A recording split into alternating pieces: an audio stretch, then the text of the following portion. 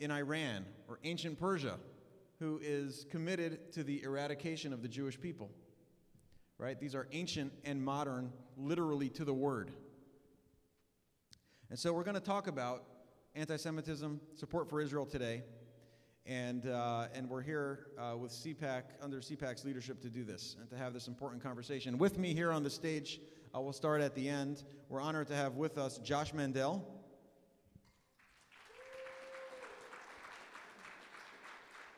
Josh Mandel is a veteran. He's a Marine.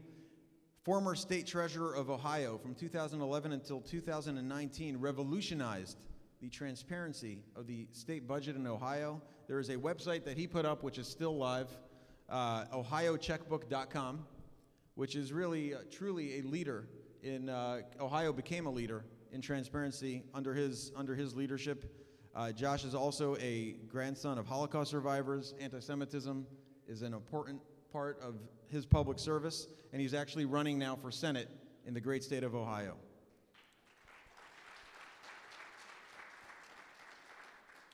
Next, we have Talia Kaplan. Talia is here in a private capacity, but she works professionally for Fox News and Fox Business. She joined Fox in March 2019 and reports on the Middle East, anti-Semitism, the economy, markets, crime, and politics. But a lot of her passion lies in her work with Israel and anti-Semitism. She's worked in media here in the United States in all kinds of different places, in New York, in other parts of the country. And she was raised by Israeli parents and speaks fluent Hebrew, so she'll have a lot to say on that. Thank you, Talia.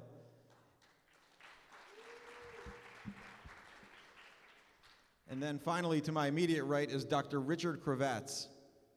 Dr. Cravatts is an author. He is currently President Emeritus of Scholars for Peace in the Middle East, a Horowitz Freedom Center Journalism Fellow in Academic Free Speech. He has written prolifically, published over 450 articles, op-ed pieces, scholarly papers. He's written books, including Dispatches from the Campus War Against Israel and Jews and Genocidal Liberalism. Dr. Cravatts is also a member of the Board of Directors of Scholars for Peace in the Middle East, and he's a board member of the Journal for the Study of Anti-Semitism, amongst many other worthy causes. So on that note, I'm going to ask each of our panelists to provide brief opening statements, kind of talk a little bit about their passion for this particular topic, what they're working on in their specific spheres of influence. Josh, we'll start with you over there. Sure. Take it away. Thanks, Yitz. As Yitz mentioned, I'm the grandson of Holocaust survivors. My grandfather, Joe, was from Kelts, Poland, and my grandmother, Fernanda, was from Torino, Italy. What a lot of folks don't know is if it weren't for a group of courageous Christians, I wouldn't be here right now. My grandfather, the Nazis walked into his home, mom, dad, 5 brothers and sisters, put him in the ghetto there in Kelts, and then took him to the camps. He was young and strong, and so when he got to the camps, he went one way to be worked, and his mom, dad, and siblings all were killed there by the Nazis. At the same time, my grandmother Fernanda, my aunt Marietta, my aunt Renata, and my uncle Mario, who were full-blooded Italians and Jewish, they were kids in Italy, in Torino. And a group of very courageous Christians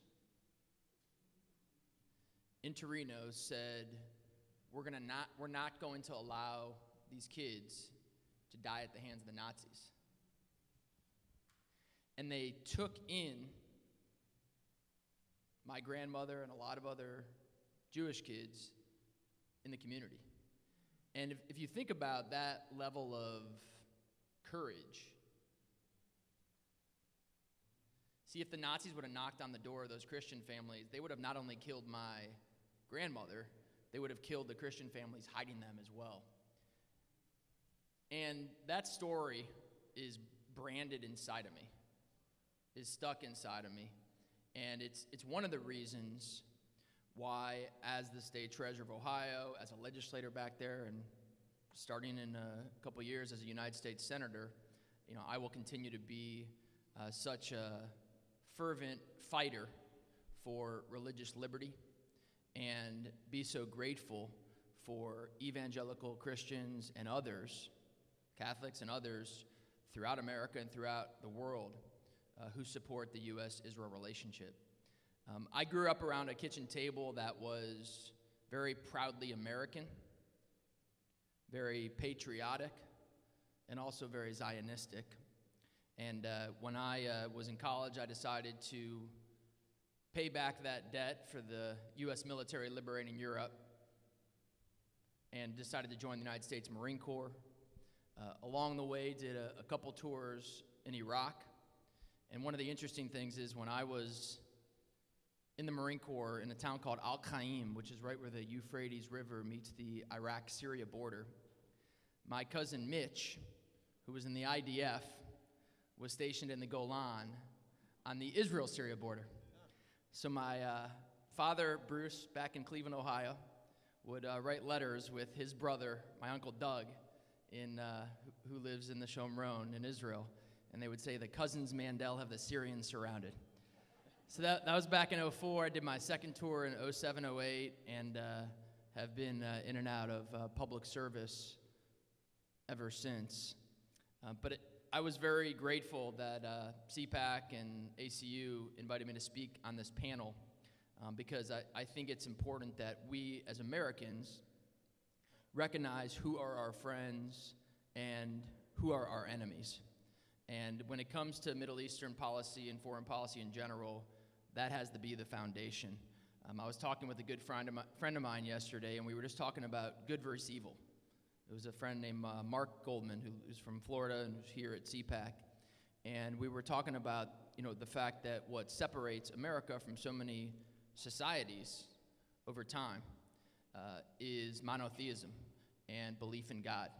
And the fact that we are a country that is based and founded and grew strong in Judeo-Christian values, not in radical Muslim values. And I think it's important that we as citizens, we as patriots, we as Americans always keep in mind those Judeo-Christian values that make our country strong.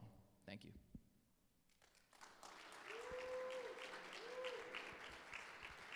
Thank you, Josh. Talia. Thank you so much for your warm welcome earlier and your introduction. And like Mr. Mandel, my grandparents are also Holocaust survivors. And Mr. Mandel also mentioned Shomron, which coincidentally is also known as Samaria. And that's how I got my start reporting on anti-Semitism and topics that are related to Judaism. I love it. Yeah, nice little segue there. But that was not planned. We've actually never met before, I don't think. No, I just met him like 5 minutes ago. But so now I work for Fox Business and Fox News. But before I started working there, I was a freelance journalist for 3 years in New York City. And before that, as the rabbi had mentioned, I was a reporter and anchor across the country for several stations, including one in Wyoming, Casper, Wyoming, Nashville, Tennessee, St. Louis, Missouri, and Albany, New York. And then finally came back to New York City, where I'm from. I was born to Israeli parents, and Hebrew was my first language. So this topic is very near and dear to my heart. I'm very passionate about it. But I tell you all this because when I was working for these other stations across the country, Sign of the Times, you have to learn how to do everything. You have to learn how to shoot, edit, write, report, research, you name it, you have to do it. And I'm grateful for that opportunity because I had those skills to shoot and edit video when I decided to take a trip for vacation to visit my family in Israel. I brought my camera with me and all my gear, and you never know what you're going to come across when you're in another country, and of course Israel. Plenty of stories there. So I just brought it with me on a whim. And before I went to Israel, I decided to network. And any contact I had, I was in touch with them. And ultimately, I got a meeting at the Knesset, which is the Israeli parliament. And that meeting with a member of the Knesset, her name was Nava Boker, she helped me network and meet other members of the Knesset, which ultimately led me to start taking tours of different areas in Israel that people don't necessarily have access to on a regular basis. And my first trip was to Samaria, Shomron, which many people here in America know better as the West Bank. But when I was there in Samaria, I had an epiphany moment I was just like, wow, this is something you don't see on television in New York or in America. Or my parents are Israeli, and I had no idea that this is what it was like there on the ground. And then when I was there, I realized I had to cover it and do a story about this. So I took out my camera, documented everything, and one of the stops on this tour was in this industrial area called Barkan in Samaria, Shomron. And while I was there, I saw that Palestinians and Israelis literally, they live side by side as neighbors, but they also work side by side under the same roof. I was in this factory called Twidoplast. They make all the different parts for air conditioning units. And half of the people who worked at this factory were in fact Palestinian. And the Palestinians that I spoke with were so happy to be working there. They were saying that they make higher wages by working at this factory as opposed to working for a factory in the Palestinian Authority. They said they were able to support their families. I couldn't even believe the words that were coming out of their mouth, and I got it all on camera, and I knew I had to do a story about this. At the time, I was a freelancer, so I didn't really know what I was going to do with it, and I was working on it as a documentary. And when I came back to America, I put everything together, and I went to every media contact I had, and everyone essentially said that the story's too Jewish, try and sell it to or get it to a Jewish news organization, and I pretty much had the door slammed in my face. Nobody really wanted it. I even worked with an agent that I was working with at the time, and he told me the same thing. And then I started working for Fox News. And lo and behold, while I was working there, I was a freelancer at first, and Prime Minister Benjamin Netanyahu made this declaration that he was going to declare sovereignty over parts of the West Bank. And while at that time I realized, in news, they always say that it's all about relevancy, it's all about being new. So I realized there was a news peg there, and so I pitched my story to the editor of World News, and then the story ended up getting picked up by Fox. And it's called Coexistence in a Danger Zone, if anybody is interested in seeing it on foxnews.com. But I was so grateful that I was able to tell the story of what it's really like there on the ground, something that you don't necessarily see in America. I mean, working at all these news stations across the country, one phrase I always learned or heard over and over again, all my producers would always say, if it bleeds, it leads. So what does that really mean? It means that pretty much you're just going to see all the violence and all the negative news, but you don't necessarily see the positive things. And it's interesting because the BDS movement, they constantly, they advocate for boycotting Israel and Israeli products. And here I was in this factory, actually there on the ground, and these Palestinians were saying that they like working there. So it was just really interesting for me to see that. But anyway, once I started working for Fox News and I started doing stories like this, then more and more stories came to fruition. I got reports sent to me that showed, in fact, last September 2019, the first ever UN report on anti-Semitism highlighted an uptick in anti-Semitism in the US and around the world. And sadly, it doesn't really take a report to notice that anti-Semitism is real and it's around us. I mean, there were several incidents, I'm sure you all know, of anti-Semitism that have occurred in the country in the last couple of years alone.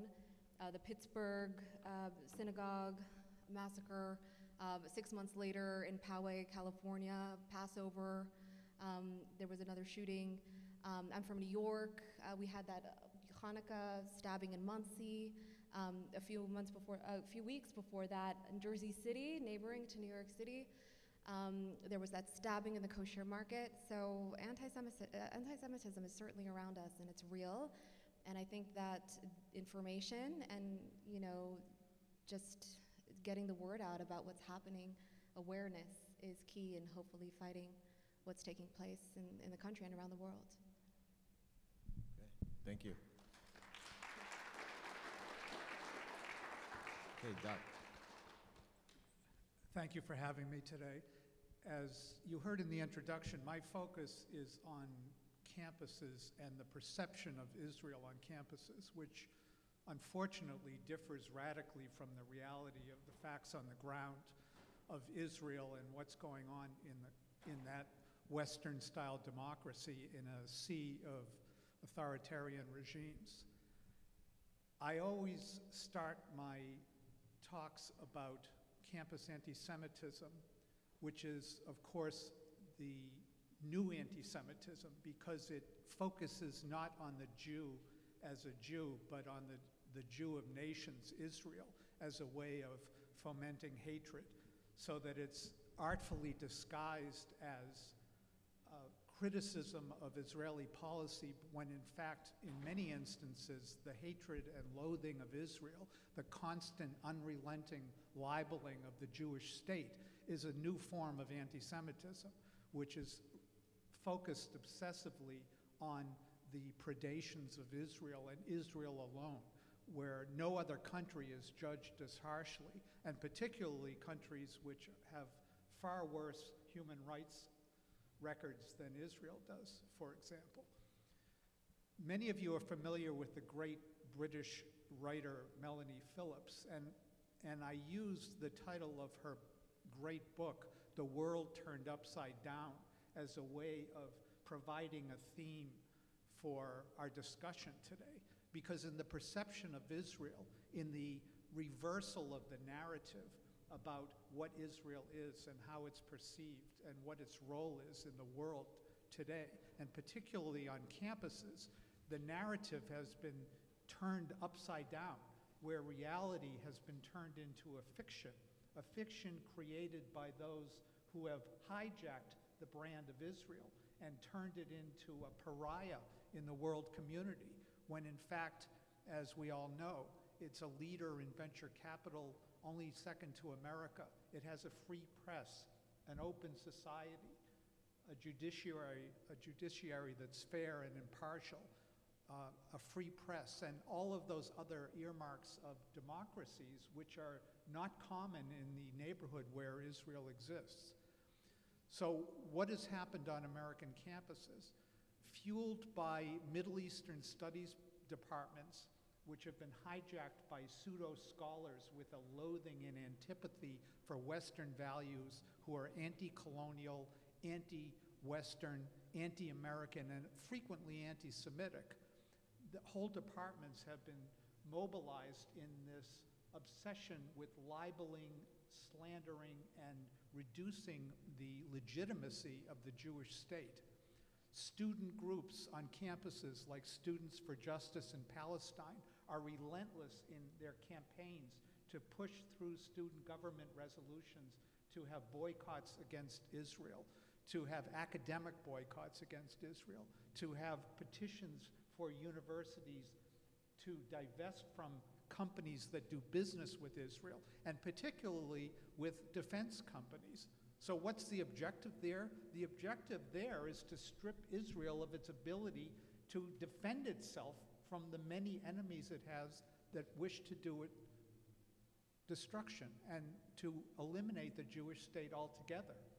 And all of this is done in the name of social justice, as if the students who are campaigning against Israel actually care about the ever-aggrieved Palestinians, as if they are unconscious of all the benefits and attributes of Israel, their record on gay rights and human rights, and even rights for their non-Jewish citizens of Israel, who enjoy more civil and human rights than any Arabs or Muslims do in any of the surrounding countries besides Israel. So all of this combined, left-wing faculty members who support these radical student groups which demonstrate with Israel Apartheid Week on a yearly basis. They build a Mark Apartheid wall. They accuse Zionism and pro-Israel students of being racists. And the new Nazis, which my colleague Richard Landis calls moral sadism, the idea that Jews in Israel are now the incarnation of the Third Reich come back, is both grotesque and inaccurate, but also particularly cruel and immoral because of the fact that many people who are living in Israel are the actual survivors or descendants of the actual survivors of the real Holocaust. And now Gaza is equated to Auschwitz, and Israel is accused of committing a genocide against the Palestinian people. 400,000 or 500,000 Palestinians were expelled from Israel in 1948, and now there's 5 or 6 million, and Israel is accused of perpetrating a genocide, that's not a very good genocide when 500,000 have become 5 or 6 million. So this is part of the world turned upside down on campuses and part of the new anti-Semitism that we can discuss today. Excellent. Thank you. Thank you all very much. So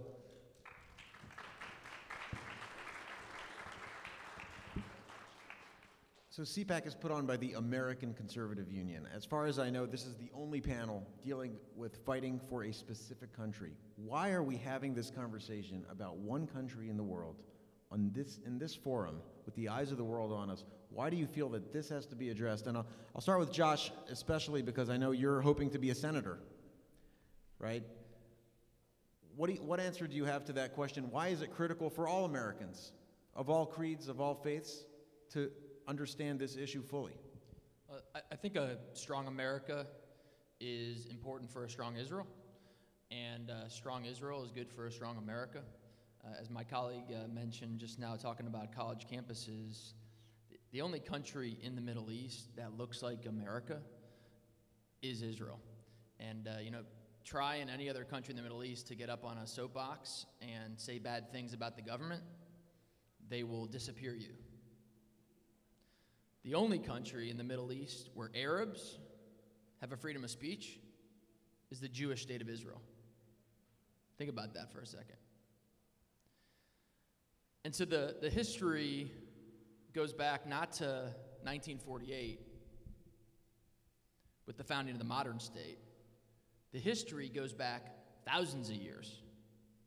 Because in 1776, at the founding of our nation, in 1787, when they were writing the Constitution, those brave men who fought in the Revolutionary War, those who wrote the Constitution of the United States, they had a strong belief in God.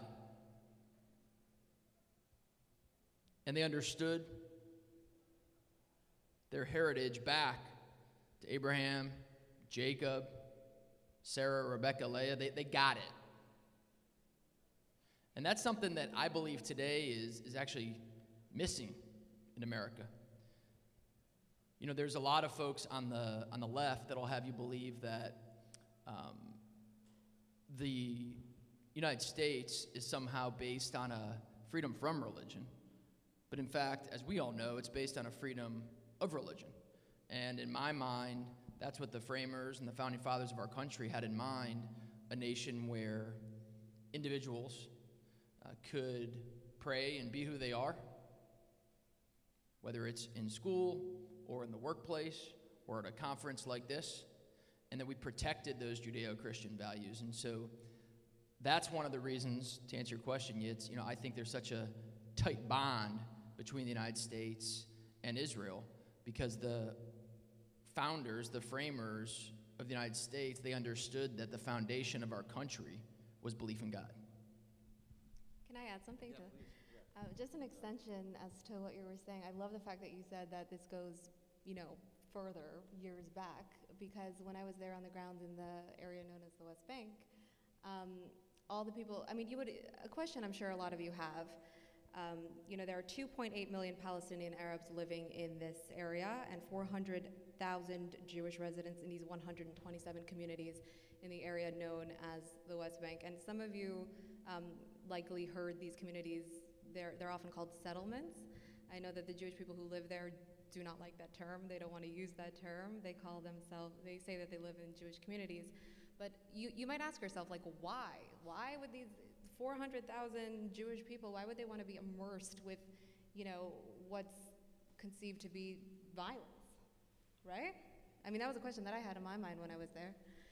And every single person I spoke with, every single Jewish person I spoke with said that it was so incredibly important for them to live in this part of the country because this was the Bible. This was history. This is where Judaism was really founded. In Hebron, which was another area in what's known as the West Bank that I got to visit, that's where all our forefathers and all our ancestors are buried. And it's such a holy place. And there's literally, I remember there's one street that's, where Jews can frequent. and then everything else is, kind of blocked by the Israeli army. So yeah, I mean, it goes years and years and years back, and there's a reason why Jewish people want to live in that land, and obviously it's controversial, and hence why we're talking about Israel versus every other country in the Middle East or any other country anywhere else, really. Excellent, thank you. Dr. Cravatts, I think, were you going to jump in about your academic efforts and why this is something all Americans should be concerned with? Well, I think Josh touched on one point, is that America and Israel share common values of morality, law, and justice. Unfortunately, the way that Israel is treated violates that.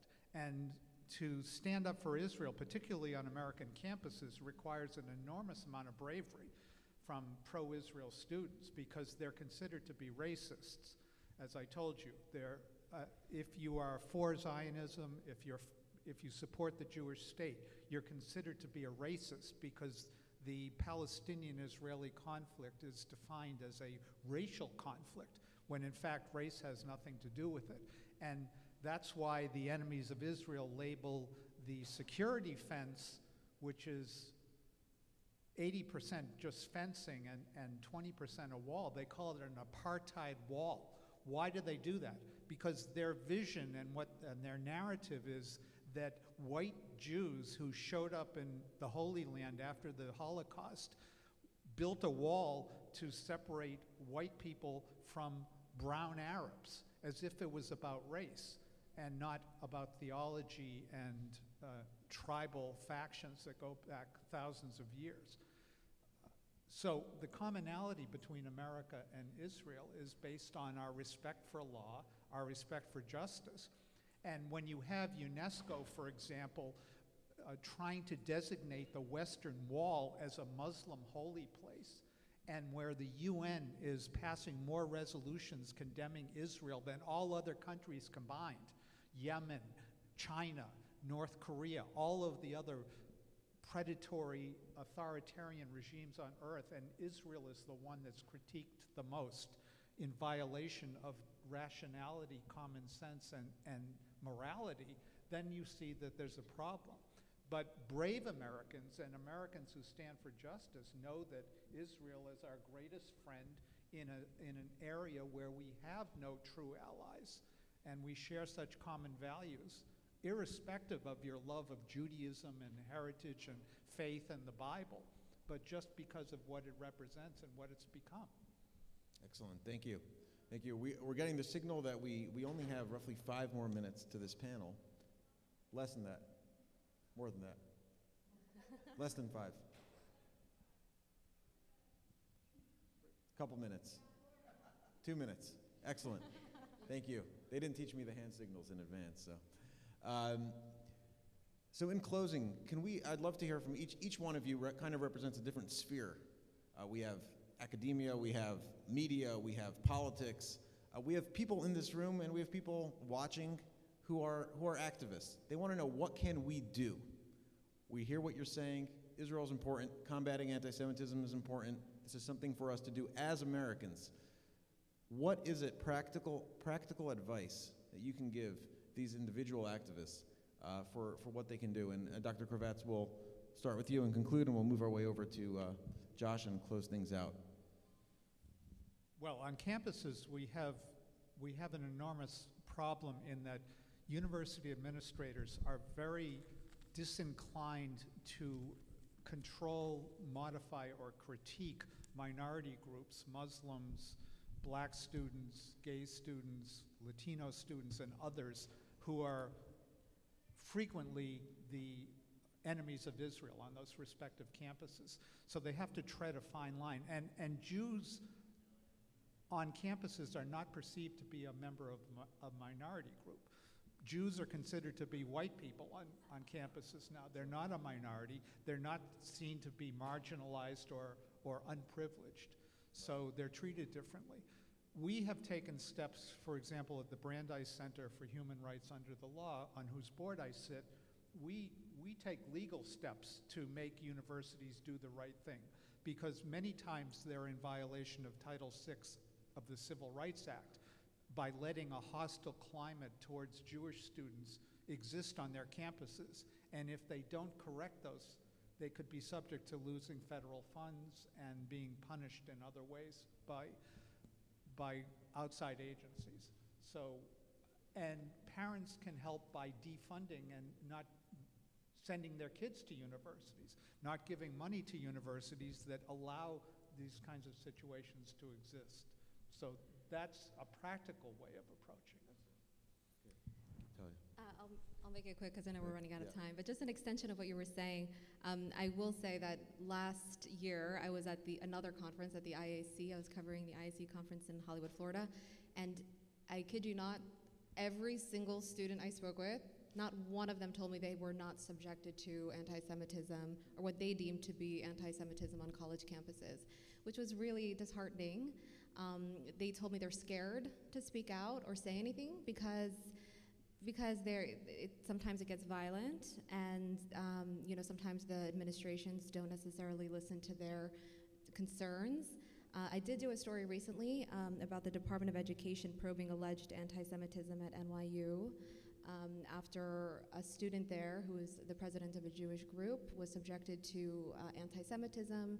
She said members of another group, a pro-Palestinian group, were burning the Israeli flag at a Yom HaTzmaut festival that they were hosting, and all sorts of other incidents. And sadly, it is alive. Anti-Semitism is alive on college campuses. And really, the one thing I will say is that I'm noticing that there is, in fact, a lot more legal action that is happening on college campuses right now. I also would like to say that politics is getting more involved. Trump administration, I interviewed at the IAC actually the special envoy to fight and combat anti-Semitism, Elon Carr, and he made it his mission to combat anti-Semitism specifically on college campuses. And Trump did, in fact, if you all remember, he issued an executive order to try and help in that regard. And hopefully the Biden administration takes action as well. I know that President Biden, while he was campaigning, said that it was a mission for him and it was a priority for him to combat anti-Semitism.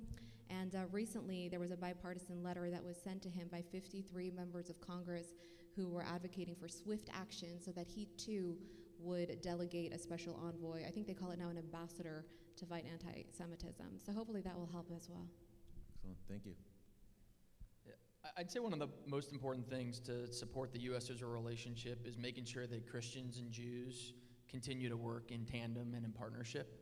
I'll finish with a quick story. So I think it was now like 2 years ago.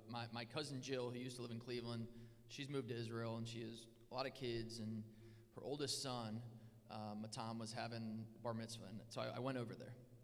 And she lives in a part of, as the media calls it, the West Bank. We call it Shomron. When she first moved to this mountain, it's called Har Bracha. There was, I think, around 200 Jews living on top of this mountain. And now there's over 1,500 Jews living on top of this mountain. There's a Hesder Yeshiva, and it overlooks Shechem, it overlooks Nablus. And so it's not the safest neighborhood in the world. And they have IDF soldiers guarding it. And I'd never been there before, and when I went there, during the afternoon, one of their friends who was from Allentown, PA, who also lived there, he gave us a tour just around the mountain. And he said, let me take out my tour book, and he took out the Bible. And he was pointing to different mountains. And as he pointed to different mountains, he talked about what stories from the Bible, what events occurred on which one of those mountains. And one of the other ladies who was on the tour, she asked this guy, said, I don't understand.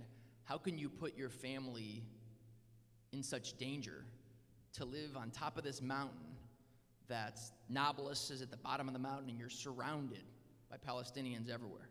How can you do this? And his response was, how could I not? He said, if we're not living on this mountain, which is biblical Jewish land, then they will.